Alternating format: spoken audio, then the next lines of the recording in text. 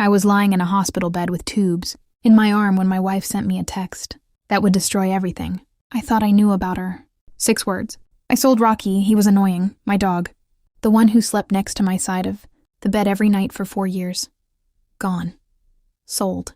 Like an old piece of furniture while I was fighting for my life after a car accident that nearly took me off this earth. But here's what she didn't know. What nobody could have predicted. The stranger who bought my dog that afternoon was about to change my entire life, and hers was about to fall apart in ways she never saw coming. If you've ever had someone betray you when you were at your weakest, stay with me because this story gets darker before it gets better. Subscribe now, because you will not believe how this ends. My name is Daniel, and 3 weeks before that text message, I was driving home from a job site when a truck ran a red light and hit my car head-on. I woke up in the ICU with 2 broken ribs, a shattered kneecap, and a concussion that made the lights feel like knives in my skull. My wife, Carol, visited exactly twice in those 3 weeks. Twice. She always had somewhere else to be. A headache. A work thing. Her sister needed her. I didn't question it at first, because pain does strange things to your judgment. You want to believe the person who promised to stand by you in sickness actually meant it. Rocky was different. Rocky was my golden retriever, and he was the one constant thing in my life that never let me down.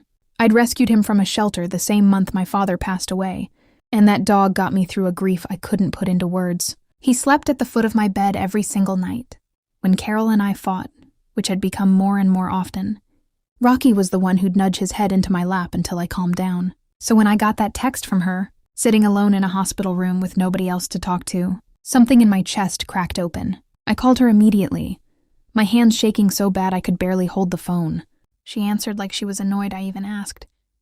She told me Rocky had been shedding on the couch, that he barked too much when I wasn't home, that some man online offered her $400 for him, and she took it without a second thought. $400 for 4 years of loyalty. I asked her who the buyer was. She said she didn't remember his name, just that he seemed rich, drove a nice car, and didn't ask a single question before handing over cash. That should have been my first warning, because the man who bought my dog wasn't just some random stranger looking for a pet. His name was Richard Voss, and I wouldn't learn that for another 11 days. Lying in that same hospital bed, staring at the ceiling, replaying every moment of my marriage and wondering how I missed the signs.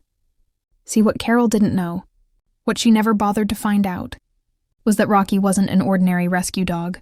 Before the shelter, Rocky had been trained by a private security company that worked with search and rescue operations. He had scent detection skills that most professional dogs spend 2 years perfecting. I never told Carol this because honestly, it never mattered to me. He was just my dog. But it mattered enormously to Richard Voss, because Richard ran a company that trained rescue dogs for disaster response teams.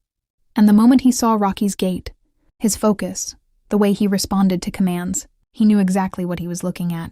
Richard didn't buy Rocky to keep him as a pet. He bought him because he recognized potential nobody else could see. And 3 days after the purchase, while I was still recovering, Richard's team ran diagnostic tests on Rocky and discovered he was one of the most naturally gifted search dogs they'd encountered in years. They started making calls, and one of those calls happened to reach a hospital administrator who mentioned, almost in passing, that a patient named Daniel had recently been admitted after a serious accident. Richard remembered the name from the online listing. He remembered Carol mentioning her husband was in the hospital. When she was rushing to close the deal, the pieces started connecting in ways Carol never anticipated. Richard showed up at my hospital room on a Tuesday afternoon, and I had no idea who he was. He introduced himself, told me he was the man who'd bought my dog, and I felt my whole body go cold with anger and grief all over again. But then he said something that changed everything. He told me Rocky had been trained before, professionally, and that he wanted to know my story, because something about the situation didn't sit right with him. A wife selling a beloved family dog for $400 while her husband lay in critical condition. He said it felt wrong the moment Carol handed him the leash, rushed and desperate to get rid of something, not because of shedding or barking, but because she wanted it gone before I came home and asked too many questions.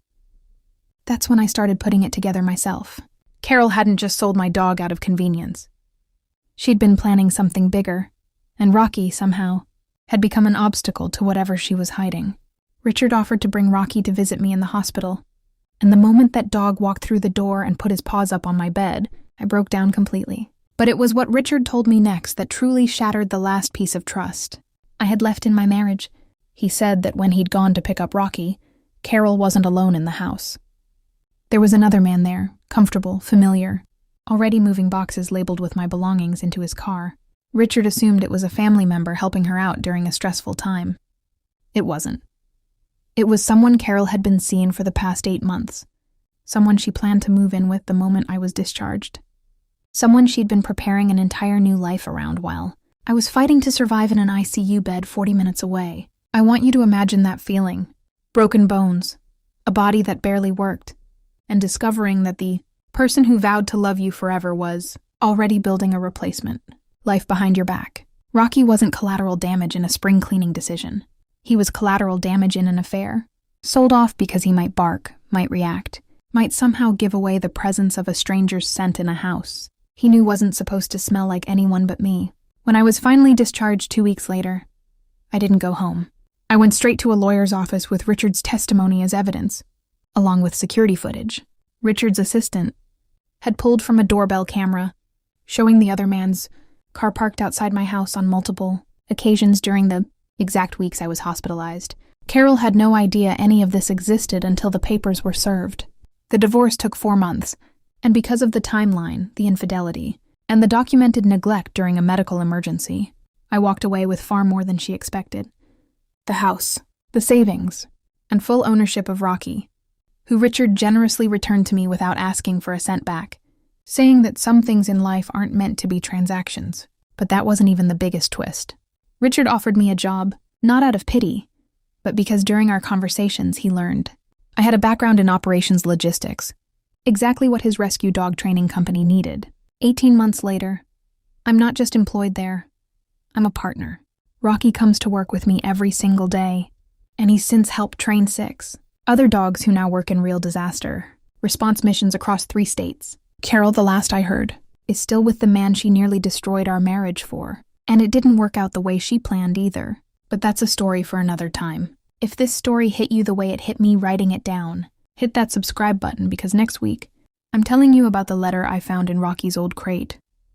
The one Carol never knew I read, the one that proved she'd been planning her exit, long before that hospital bed ever existed.